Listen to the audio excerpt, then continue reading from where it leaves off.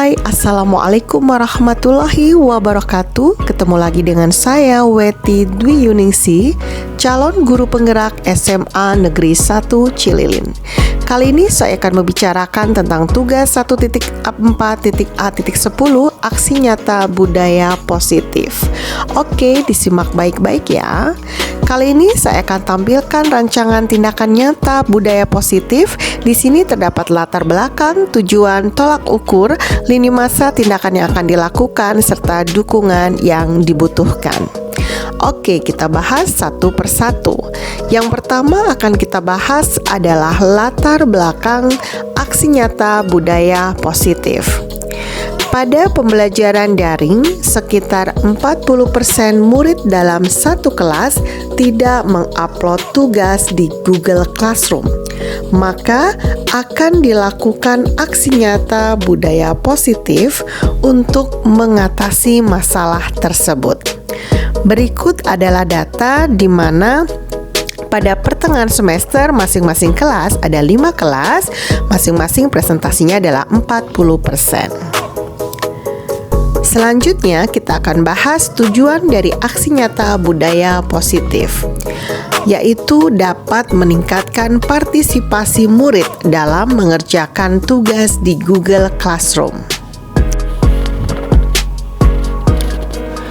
Terjadi peningkatan presentase siswa yang upload tugas di Google Classroom pada pertengahan semester dan akhir semester setelah dilakukan penerapan budaya positif di kelas biologi.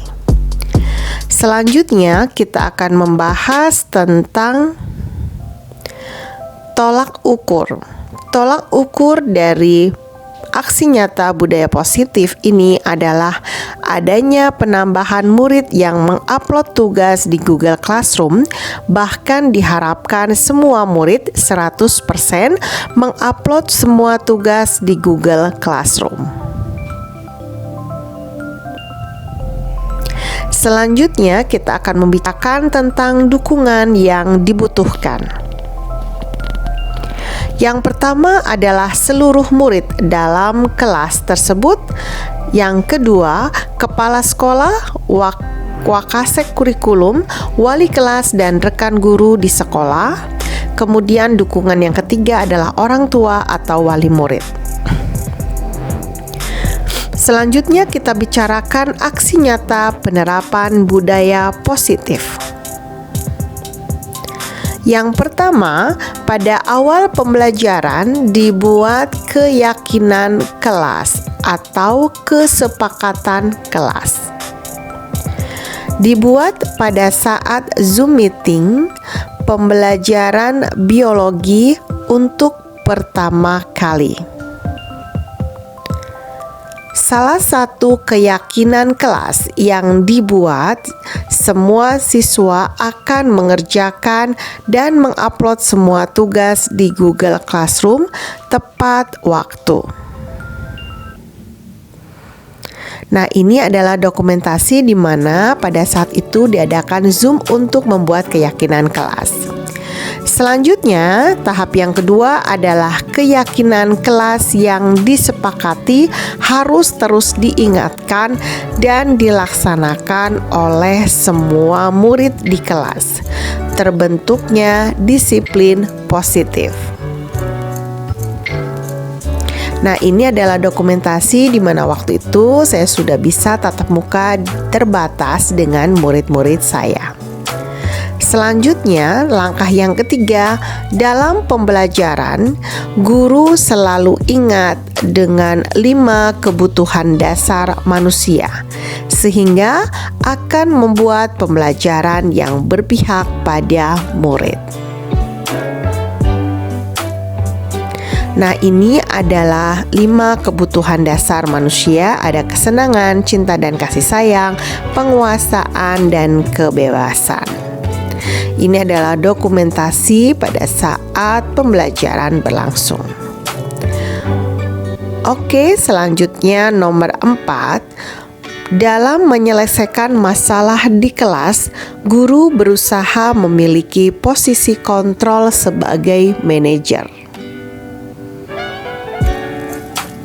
Posisi mentor di mana guru berbuat sesuatu bersama dengan murid, mempersilahkan murid mempertanggungjawabkan perilakunya, mendukung murid agar dapat menemukan solusi atas permasalahannya sendiri.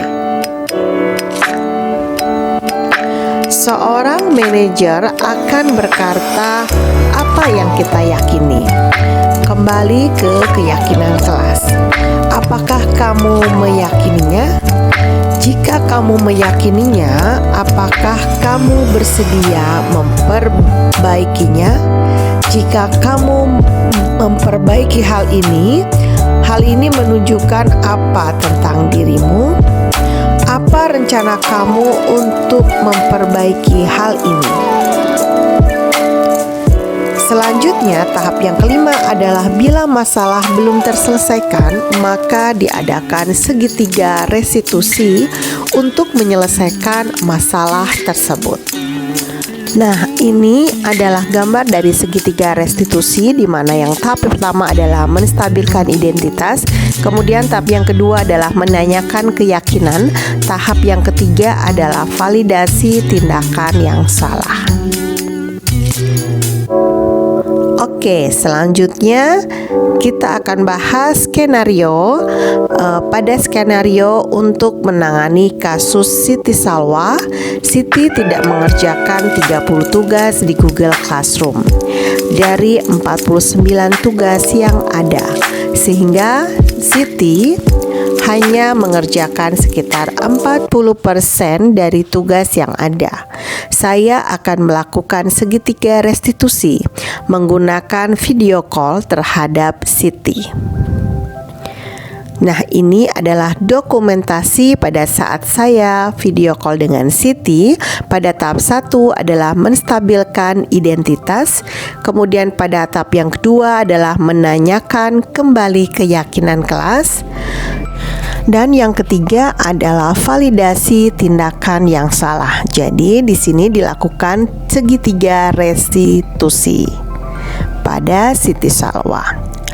Selanjutnya kita akan membahas hasil penerapan budaya positif terhadap kasus upload tugas di Google Classroom. Nah, bisa diperhatikan ini adalah tabel presentasi siswa yang mengupload tugas di Google Classroom. Pertengahan semester masing-masing rata-rata dalam 40%. Kemudian pada akhir semester jumlah siswanya presentasinya naik ya. Berdasarkan tabel di samping, ternyata terjadi jumlah presentasi siswa yang mengupload tugas di Google Classroom menjadi bertambah. Presentasinya walaupun tidak ada kelas yang mencapai 100%.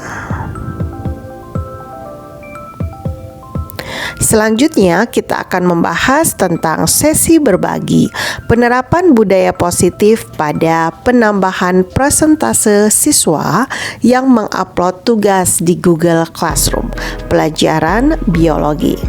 Yang pertama, dibagikan kepada kepala sekolah dan rekan guru pada saat dilaksanakan IHT in-house training yang dilaksanakan pada tanggal 27 dan 28 Desember 2021 di SMA Negeri 1 Cililin.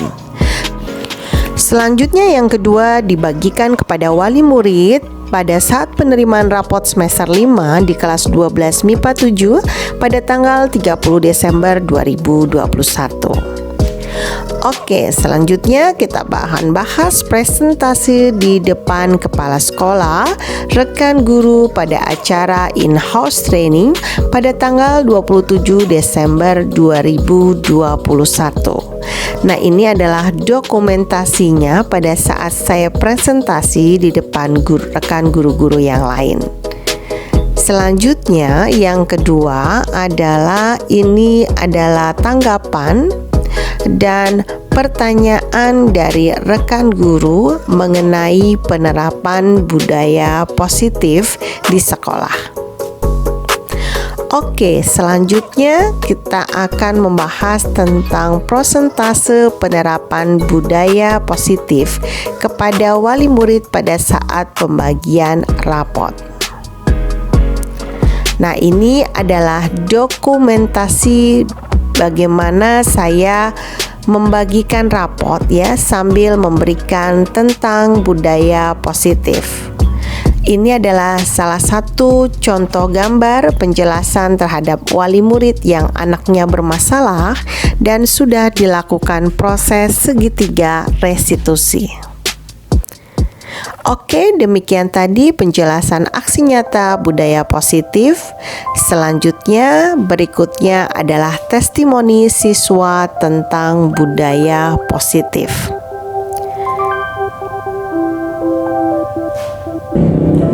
Assalamualaikum warahmatullahi wabarakatuh. Perkenalkan, nama saya Siti Salwa dari kelas 12 MIPA 5. Di video kali ini saya akan menyampaikan tanggapan saya mengenai penanganan masalah saya yang berhubungan dengan mata pelajaran biologi.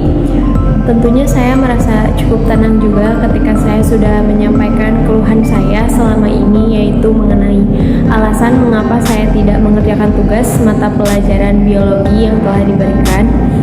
Menurut saya, penanganan masalah melalui pendekatan seperti ini pun setidaknya mampu membuat saya lega karena tidak ada lagi kesalahpahaman mengapa saya tidak mengerjakan tugas tersebut. Dan juga dengan adanya pendekatan seperti ini, saya diyakinkan untuk kembali konsisten terhadap tugas saya sebagai seorang siswa di balik setiap masalah yang tengah saya hadapi. Saya juga menjadi sadar bahwa seberat apapun masalah yang tengah saya hadapi, jangan sampai saya mengabaikan kewajiban saya sebagai seorang siswa untuk menyelesaikan tugas dan amanah yang telah guru berikan untuk saya. Dan juga tak lupa terima kasih juga untuk guru mata pelajaran biologi saya, yaitu Bu Weti, yang telah memberikan pengertian dan juga meyakinkan saya untuk selalu menjaga amanah dan komitmen saya sebagai seorang siswa. Mungkin sekian yang dapat saya sampaikan. Mohon maaf bila ada kekurangan. Wassalamualaikum warahmatullahi wabarakatuh.